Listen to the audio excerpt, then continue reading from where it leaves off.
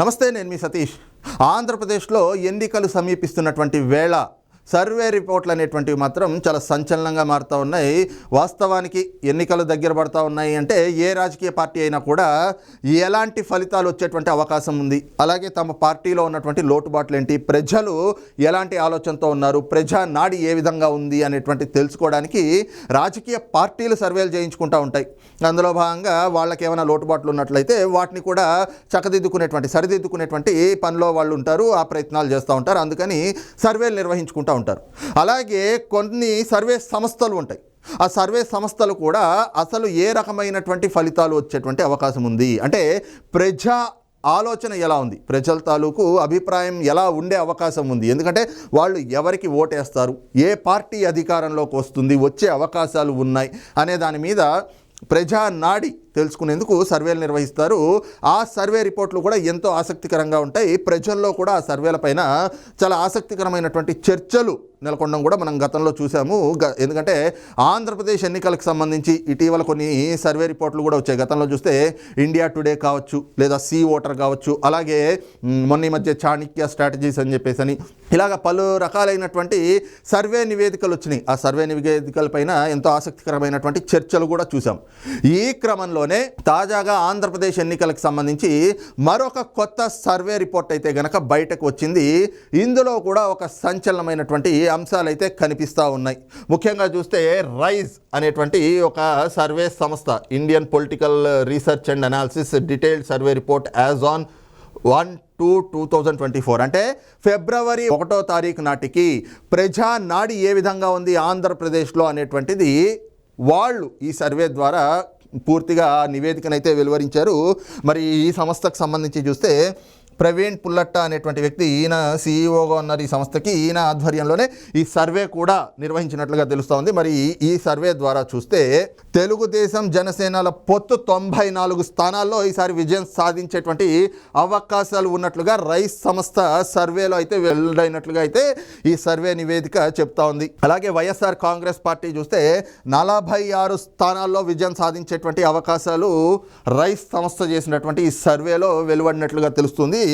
అలాగే tight fight 35 స్థానాల్లో tight fight ఉంటుంది. అంటే ఆ 30 స్థానాల్లో నెక్ టు నెక్ ఎవరు విజయం సాధిస్తారు, మరి ప్రస్తుతం ఉన్నటువంటి అధికార పార్టీయా లేకపోతే ప్రస్తుతం ఉన్నటువంటి ప్రతిపక్ష పార్టీలు, ఏదైతే తెలుగుదేశం జనసేనల పొత్తు విజయం సాధిస్తుందా అనేటువంటిది 1వ తారీఖు నాటికి, అంటే ఈ నెల ఫిబ్రవరి 1వ తారీఖు నాటికి వీళ్ళు చేసినటువంటి సర్వేలో ప్రజానాడి ద్వారా 35 స్థానాల్లో అయితే మాత్రం చాలా టైట్ ఫైట్ ఉండేటువంటి అవకాశంగా కూడా కనిపిస్తూ ఉంది.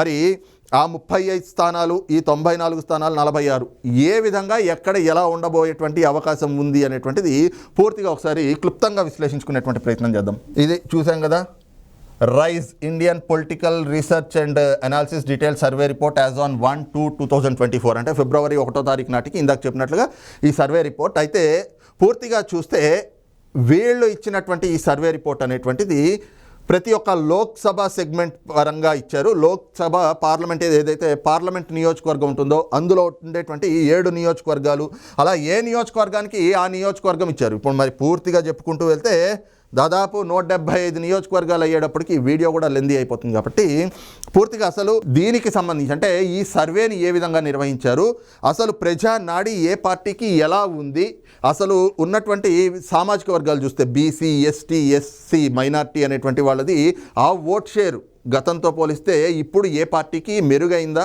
తగ్గిందా, పెరిగిందా ఏమిటి అనేటువంటిది ఒక్కసారి మనం చూద్దాం. ఇది ఇందాక మనం చర్చించుకున్నట్లుగానే పార్టీ వైజ్ విన్నింగ్ సీట్స్ అన్నది చూస్తే అలయన్స్లో టీడీపీ జనసేనకి 94 స్థానాలు, వైఎస్ఆర్ కాంగ్రెస్ పార్టీకి 46 స్థానాలు, టైట్ ఫైట్ 35 స్థానాలు. ఇది ఇక్కడ మనం చూస్తూ ఉన్నాం కదా, పార్టీ వైజ్కి వాళ్ళు ఇచ్చినటువంటి సిరీస్ అన్నమాట ఇది.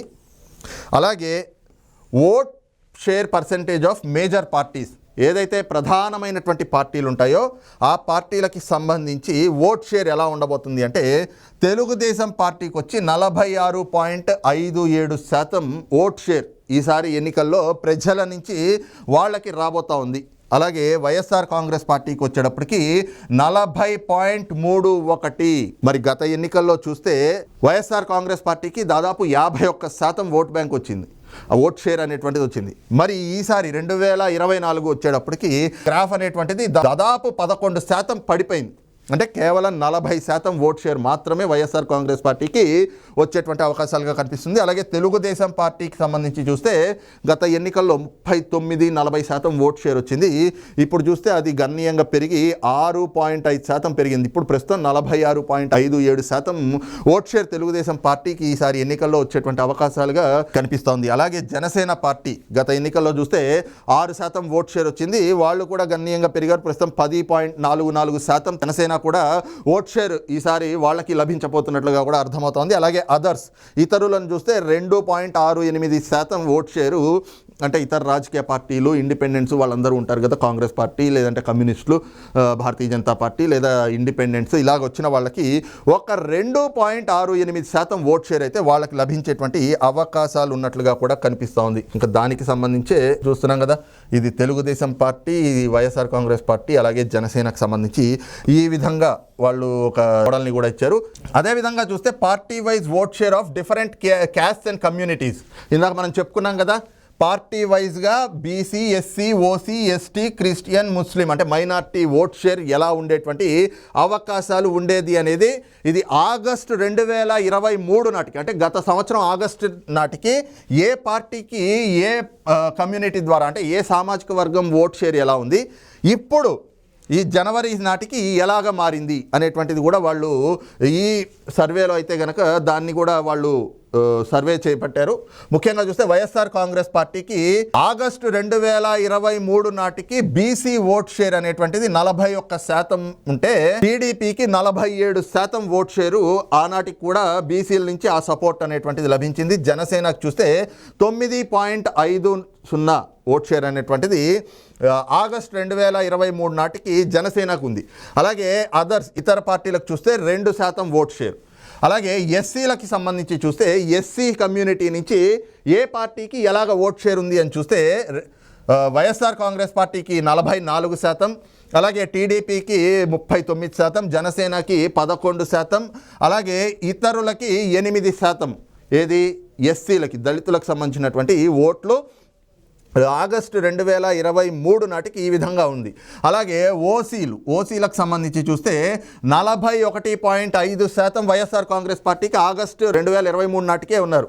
అలాగే తెలుగుదేశం పార్టీకి 44%, జనసేనకి 12%, ఇతరులకు వచ్చేటప్పటికి 2.5%. ఈ విధంగా ఓసీలు. అలాగే ఎస్టీలకి అంటే గిరిజనులకు సంబంధించినటువంటి ఓట్ షేర్ కూడా చూస్తే వైఎస్ఆర్ కాంగ్రెస్ పార్టీకి 44, తెలుగుదేశంకి 41, జనసేనకి 6%, ఇతరులకి 9%.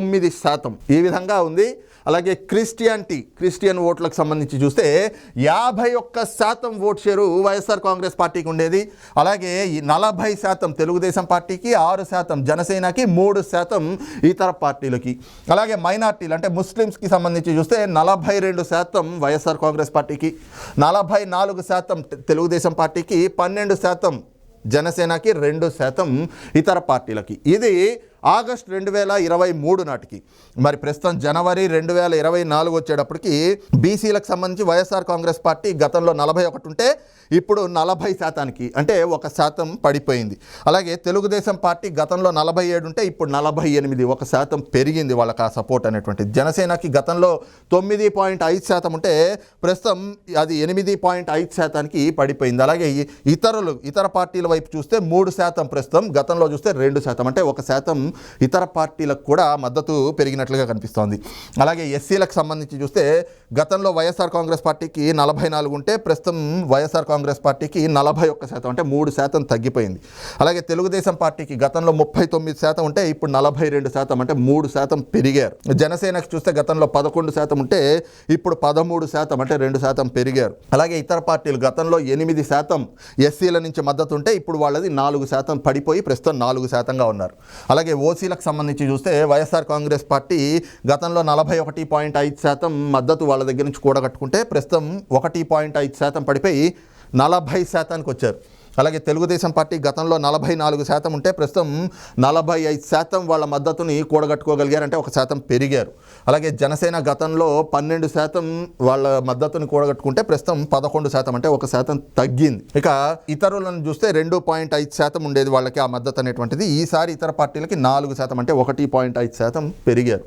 ఇక ఎస్టీలకి సంబంధించి కూడా చూస్తే ఎస్టీలు అయితే వైఎస్ఆర్ కాంగ్రెస్ పార్టీకి గతంలో 44, ఇప్పుడు 44. ఇక తెలుగుదేశం పార్టీకి చూస్తే గతంలో 41 ఉండేవాళ్ళు, ఇప్పుడు 42, అంటే 1% పెరిగారు.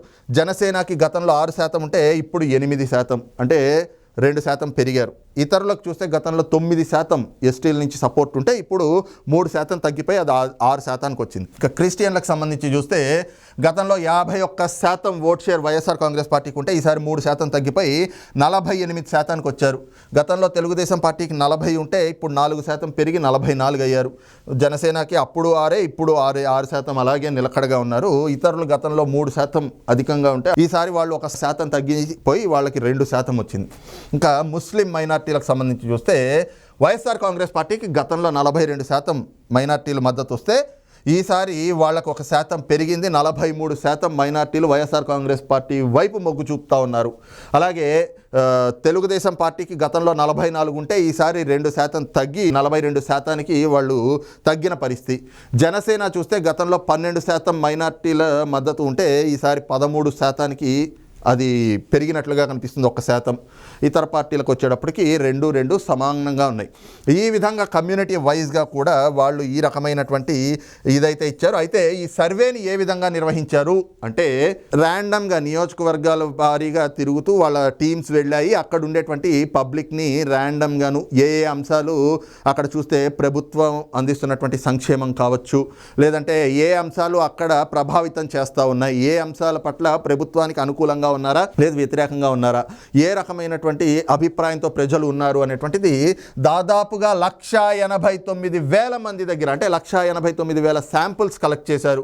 కాన్స్టిట్యుయెన్సీస్ వైజ్ చూస్తే గనక 168 నియోజకవర్గాల్లో వాళ్ళు ఈ శాంపుల్స్ కలెక్ట్ చేసినట్టుగా తెలుస్తుంది. అలాగే ఎర్రర్ పర్సంటేజ్ చూస్తే 0.8 నుంచి 1% వరకు ఎర్రర్ పర్సంటేజ్గా ఉన్నట్లుగా కూడా తెలుస్తుంది. ఈ విధంగా వాళ్ళైతే గనక పూర్తిగా ఈ సర్వే నిర్వహించింది కూడా ఎప్పుడు అంటే 15 డిసెంబర్ 2023 నుంచి 31 జనవరి 2024 వరకు.